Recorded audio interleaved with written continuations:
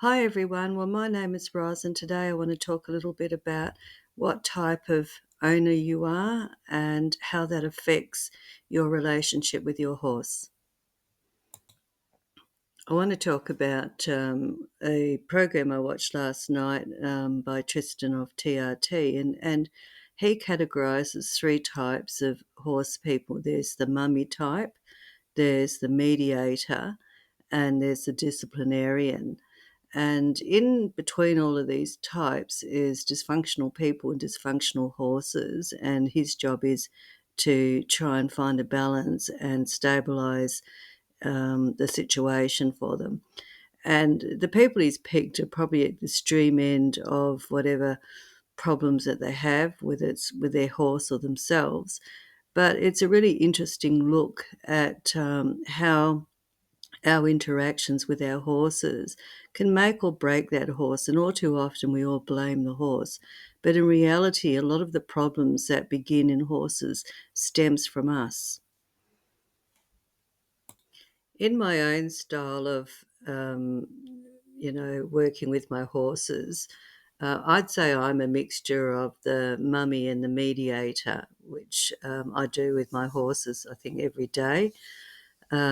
Mixed in with my mummy mediator type role is my friendship with the horses. But also, I think some of my background when it comes to, my psychology background and anthropology. So I think that I mix everything in together. And so I'm always trying to find the balance. One of the big things for me when it came to Billy from the beginning was to build his confidence up. And so I use a lot of high praise and encouragement for everything that he does. I use a little bit of dog obedience in the sense of I do a lot of stuff with him off lead and ask him to do things. So I don't tend to be a helicopter parent when it comes to training, and I tend to negotiate with him over what we will and won't do. So that's my style, I think, when it comes to horse handling and training. With Bella, I use a lot of calm authority and quietness. I actually borrowed that from my own father, who was somebody who had a lot of calm authority and quietness. When he was disappointed with me, he never shouted at me, but he would lower the tones of his voice and give me that look, which would break my heart as a kid. And I have found with Bella that it works very effectively if she's misbehaving and being overly aggressive or dominant, especially in the young days when she was still full of herself and would test me and try it on. But what I found was that by building a nice relationship with her and only ever imposing my will in terms of tones of voice and what I was projecting, was very easy to control Bella that way. And so I've developed that for myself over the years, but Tristan goes right into it. So if you're interested in looking at just how dysfunctional the horses start out and the journey, have a look because it's on YouTube. As you can see here, there's a bit of herd dynamics going on. They both want, again, as usual, the hay feeder. Now, I will say that there are hay nets in the stable, but part of their game is the battle, and both of them want supremacy. And interesting, because I'm standing there watching them, it's really easy for me to see what they're feeling, and Bella's determined at this point to take back her leadership role, and she's mad. Bill, at the same time, he's a mixture of wanting to play. Also, his ego is involved, and I watched him look at me a couple of times when he lost those battles, and I could see he was upset. And so I'm careful at those times not to react to that in any way or form. I don't want him feeling bad about himself, because whether people realize it or not, we project a lot of our own thoughts and feelings and how we feel about ourselves onto our horses, and that can have either a positive or a negative effect.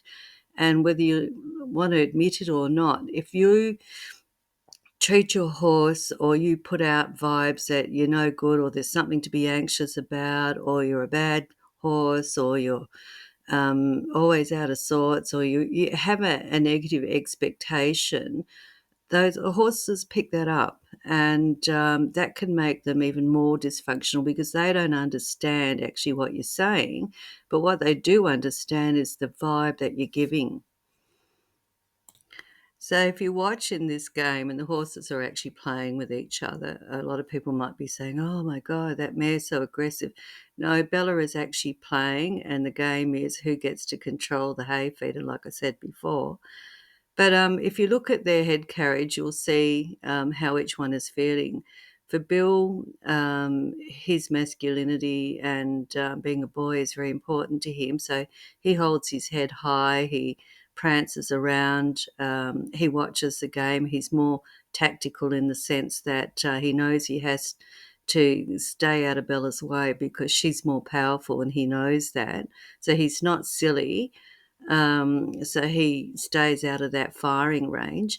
And for Bella, she's actually got her head down most of the time. So she's exerting her authority and her dominance, but she's got no real intent there. So she's never really aiming to get him. She's just putting on a power display and saying, I'm it.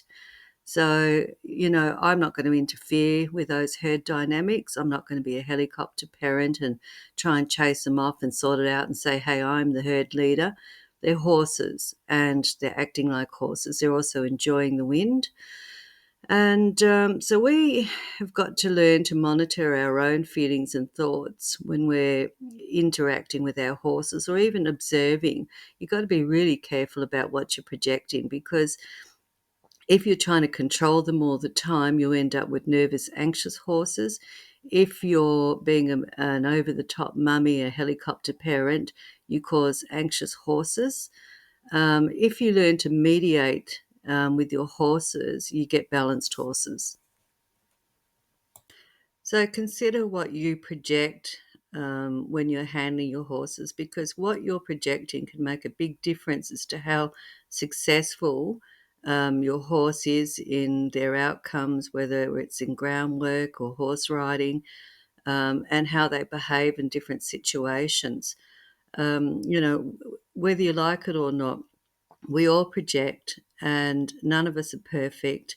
And quite often, a number of the problems that we see come about are not horse related, they're human related.